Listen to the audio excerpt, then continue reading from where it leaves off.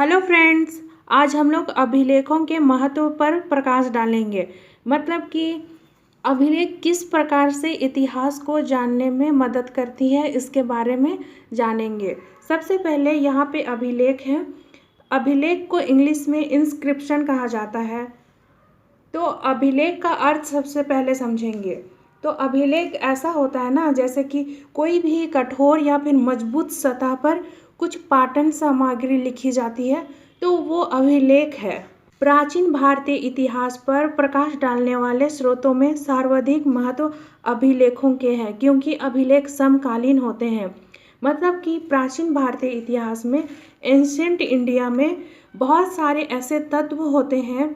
मतलब ऐसे बहुत सारे शासक हुए, उनकी जो राजनीति है या कहे सीमा निर्धारण, तो वो अभिलेख के जरिए ही प्राप्त होती है। क्योंकि अगर राजा होगा तो अगर वो अभिलेख जारी करेगा तो वो समकालीन होगा ना, मतलब राजा का ही होगा।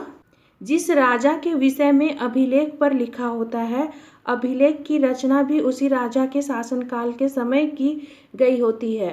अतः उस तथ्य के सत्य होने की संभावना अधिक हो जाती है। यहाँ पर वही चीज़ को बताया जा रहा है कि अगर ये अभिलेख है तो इसको राजा लिखवाएगा, तो राजा और अभिलेख दोनों समकालीन हुए ना। मतलब लिखवाने वाला ये हो गया, ये वाला लिखा गया, तो ये दोनों साथ में हुआ, दोनों काम। तो इसमें ऐसा होता है कि जो शासक है वो अपनी सत्यता इसमें लिखवा देता है। तो राजा अपने हिसाब से ना अभिलेख जारी करवाता है, तो इससे पता चल जाता है अभिलेख से। क्योंकि राजा का तो हम लोग जानते ही हैं कि अगर कोई जिंदा है तो वो मरेगा ही, तो ये ख़त्म भी हो जाए तो हमारा ये अभिलेख जो है ना, इसके बारे में जानने में हमें बहुत मदद करता है। इस प्रकार ये सत्यता की पुष्टि करता है। मतलब अभिलेख जो है ना, कभी झूठ नहीं बोलेगा। क्योंकि कोई भी जीवंत व्यक्ति जब कुछ अपने बारे में लिखवाता है तो उसको जनता के सामने प्रस्तुत करना पड़ता है। तो जनता के सामने वो झूठ नहीं बोल सकता, उससे सत्य बतानी ही होगी। तो अगर वो मर भी जाए तो उसके बारे में किससे पता चलेगा? उसके द्वारा लिखवाए गए इन अभिलेख से। तो ऐसा भी हो जाता है कि जनता में भी कोई बचा नहीं रहता है। मतलब पढ़े लिखे लोग तो पहले नहीं थे, हम लोग यहाँ पे एंशिएंट इंडिया की बात कर रहे हैं, तो पढ़े लिखे लोग नहीं थे, तो वो भी उसके बारे में ज़्यादा बता नहीं पाएंगे। तो इस प्रकार जो अभिलेख है वो राजा के बारे में बताने में, एकदम सत्य सत्य बताने में मदद करता है इतिहासकारों को। तो इस प्रकार से ये हेल्पफुल रहा इतिहास में। अभिलेख से तत्कालीन राजनीतिक एवं धार्मिक स्थिति पर विशेष रूप से प्रकाश पड़ता है। मतलब कि अभिलेख जो जारी करवा रहे हैं शासक, उससे राजनीति का भी पता चल रहा है, धार्मिक स्थिति के बारे में भी पता चल रहा है। क्योंकि हम लोग देखते हैं अशोक जो अपना शिलालेख जारी करवाते थे रोमेदेई, तो वो एक तरह से कर माफ़ करने के लिए था। कपिलवस्तु बौद्ध धर्म के समर्थक थे अशोक, तो वो एक तरह से उसमें जो राजस्व की दर थी वो कम थी। तो उससे धार्मिक स्थिति, मतलब हम लोग जान गए कि अशोक जो है बौद्ध धर्म का अनुयायी था, तो बौद्ध धर्म को मानता था। तो ये कौन बताया? अभिलेख बताया। तो राजस्व दर क्यों कम की गई थी? क्योंकि जो महात्मा बुद्ध थे वो कपिलवस्तु के थे, तो वो कपिलवस्तु में रोमेदेई जो शिलालेख है वो हमें धार्मिक स्थिति के, मतलब अशोक की धार्मिक स्थिति के बारे में बताती है। इसके अतिरिक्त राज्य की सीमाओं का निर्धारण, राजाओं के चरित्र एवं व्यक्तिगत विषय में भी ये जानकारी प्रदान कराती है। अभिलेख तत्कालीन कला को भी प्रदर्शित करती है। मतलब कि ये जो अभिलेख होते हैं वो सीमा निर्धारण, मतलब कि कहाँ तक क्षेत्र है, कहाँ तक राजा का शासन चलता है। अगर शिलालेख है तो उससे समझ जाइए कि जरूर राजा का शासन यहाँ तक होगा, तभी वो यहाँ पे एक शिलालेख बनवाए हैं। नहीं तो कोई भी इंसान होता है कि अगर कोई उसको पसंद नहीं हो तो उसका चीज़ को तुड़वा देता है। तो राजा का वहाँ पे शासन रहेगा तो किसी का कोई हिम्मत नहीं होगा कि उसका शिलालेख को कोई तुड़वा के फेंकवा दे। तो इस प्रकार से सीमा का निर्धारण पता चल जाता है, राजा के चरित्र के बारे में भी पता चल जाता है, व्यक्तित्व के बारे में भी पता चल जाता है कि राजा कहाँ तक सोच रहे हैं, उनका क्या क्या रुचि है, इसके बारे में भी पता चल जाता है। अभिलेख तत्कालीन कला को भी प्रदर्शित करती है। मतलब कि जब हम लोग देखते हैं अभिलेख तो उसमें बहुत से लिखावट तो होते ही हैं, साथ में किनारा हो गया, इसका खुद का डिजाइन हो गया, या फिर लिखावट में किसी प्रकार का मतलब डिजाइन हो गया, तो इससे भी कला का पता चलता है। मतलब कि उस समय के लिखावट कैसे थे, उस समय की शैली क्या थी। तो इस प्रकार अभिलेख कला को भी प्रदर्शित करती है।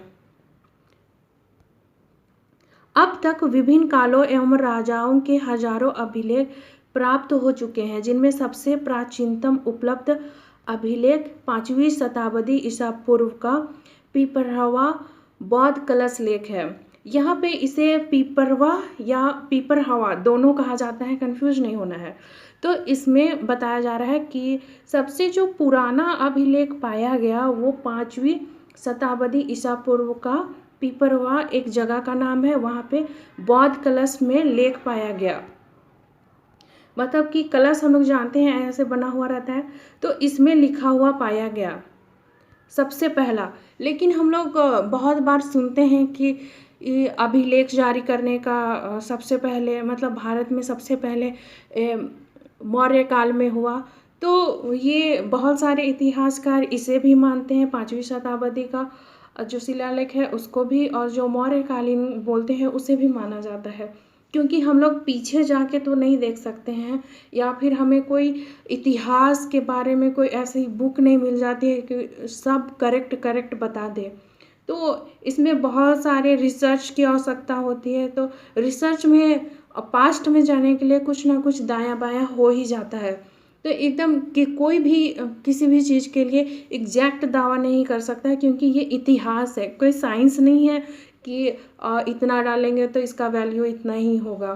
तो यहाँ पे बहुत सारा प्रॉब्लम का सामना करना पड़ जाता है इतिहासकारों को। अभिलेख विभिन्न रूपों में प्राप्त हुए हैं। उदाहरणार्थ शिलाओं पर, स्तंभों, धातु पत्रों पर, प्रस्तर पट्टों पर, स्तूपों तथा मंदिरों की दीवारों आदि पर। मतलब कि अभिलेख जो है ना, मतलब लिखा हुआ जो है वो लिखावट पाठन सामग्री शिलाओं मतलब पत्थर के जो लंबे लंबे बड़े बड़े जो खंड होते थे उसमें लिखा हुआ पाया गया है। स्तंभों, स्तंभ मतलब कि हम लोग जानते हैं स्तंभ ऐसे लंबा लंबा होता है, चार दीवारी के रूप में स्तंभ जो आज तक हम लोग देखते हैं वही स्तंभ। तो जो पतला रहे उसे हम लोग स्तंभ कहते हैं। तो स्तंभ में भी छोटा छोटा लिखा हुआ मिलता है।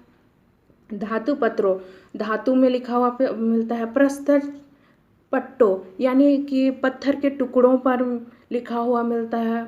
स्तूपों, स्तूप इस प्रकार का होता है, तो स्तूप में भी इधर इधर ऐसे ऐसे में लिखा हुआ मिल जाता है। मंदिरों के दीवारों आदि पर भी, मतलब अभिलेख ऐसे ऐसे सब जगह पे मिल जाता है, मतलब स्तूपों, मंदिरों के दीवारों इत्यादि। तो हमें ये दावा नहीं करना है कि ये इसी में रहता है, दीवार में ही रहता है, पत्थर में ही रहता है, इस तरह से दावा नहीं करना है। क्योंकि यहाँ पे हम लोग देख रहे हैं कि ये धातु पत्रों में भी हो सकता है। और यहाँ पे देखिए हम लोग कलश में देख रहे थे अभिलेख। इसी आधार पर अभिलेखों को विभिन्न नामों से जाना जाता है। शिला पर लिखे गए अभिलेख को शिलालेख। देखिए यहाँ पे बताया जा रहा है कि जो पत्थर पर लिखा हुआ रहेगा ना वो सील, पत्थर सील हो गया, और उसमें जो लेखन है लिखा हुआ है इसलिए ये पत्थर का सील हो गया और लिखा हुआ का लेख हो गया, तो शिलालेख। इसी प्रकार अन्य को स्तंभ लेख, मतलब जो स्तंभ के समान हो ऐसे लंबा लंबा, तो वो स्तंभ हो गया। तो स्तंभ में लिखा हुआ है तो स्तंभ लेख। तांबा धातु या फिर तांबा पत्र में लिखा हुआ हो तो वो ताम्रपत्र लेख। भोजपत्र लेख, मतलब पहले ज़माना का एक होता था लिखने के लिए, उसमें हो तो वो भी लिखा हुआ है तो वो भी अभिलेख। मूर्ति के नीचे या दाएं बाएं पाया जाए तो वो भी एक लेख हो गया, तो वो भी अभिलेख हो गया। प्राचीन भारत पर प्रकाश डालने वाले अभिलेख मुख्यतः पाली, प्राकृत और संस्कृत में मिलते हैं। कुछ अभिलेख तमिल, मलयालम, कन्नड़ व तेलुगु भाषाओं में भी मिलते हैं। मतलब कि जो एंशेंट इंडिया में है ना कि लिखा हुआ अभिलेख, वो पाली, प्राकृत, संस्कृत इसमें तो मिलते ही हैं। और साउथ इंडिया में हम लोग देखिए, यहाँ पे ध्यान रखिएगा, हम लोग प्राचीन भारत का पढ़ रहे हैं, कोई विदेश का, यूरोप का ही वहाँ का नहीं पढ़ रहे हैं, तो हमें यहाँ पे ध्यान देना है। और ये साउथ इंडिया का हो गया है, तमिल, मलयालम, कन्नड़ और तेलुगु, तो ये इन सभी भाषाओं में मिलते हैं। अधिकांशतः अभिलेखों की लिपि ब्राह्मी है, जो बाईं से दाईं ओर लिखी जाती है। कुछ अभिलेख खरोष्ठी लिपि में भी लिखे हुए प्राप्त हुए हैं। मतलब अधिकांश जो अभिलेख हैं, ज़्यादातर अभिलेख ब्राह्मी लिपि में है। ब्राह्मी लिपि बाईं से दाईं ओर, जैसे हम लोग हिंदी लिखते हैं उस प्रकार से लेफ्ट से राइट। और कुछ अभिलेख खरोष्ठी लिपि में भी लिखे हुए प्राप्त होते हैं, मतलब हुए हैं। तो यहाँ पे दो लिपि है, खरोष्ठी और ब्राह्मी। जिस प्रकार हम लोग की भाषा हिंदी है, तो लिपि तो देवनागरी न है, नागरी। तो वहीं पे यही चीज़ को यहाँ पर भी है कि भाषा यहाँ पे पाली, संस्कृत, प्रकृति हो जा रही है, तो लिखावट क्या हो रही है, ब्राह्मी, खरोष्ठी। और भी लिपि थे, लेकिन ये लिपि बहुत ज़्यादा पाए गए।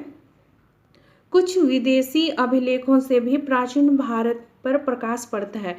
यहाँ पे विदेशी मतलब कि सोर्स हम लोग विदेश का भी ले रहे हैं, बाहर, इंडिया के बाहर का, तो वहाँ से भी पता चल रहा है कि भारत में कैसा कैसा राजनीति था, क्या क्या था, कौन कौन से देवता थे, धार्मिक, आर्थिक, राजनीतिक, उसके बारे में। तो यहाँ पे बताया जा रहा है कि विदेशी अभिलेखों में एशिया माइनर में बोगाज कोई जगह का नाम है का अभिलेख, मतलब बोगाज कोई का अभिलेख, जिसमें से वैदिक देवता के बारे में जानकारी प्राप्त होती है।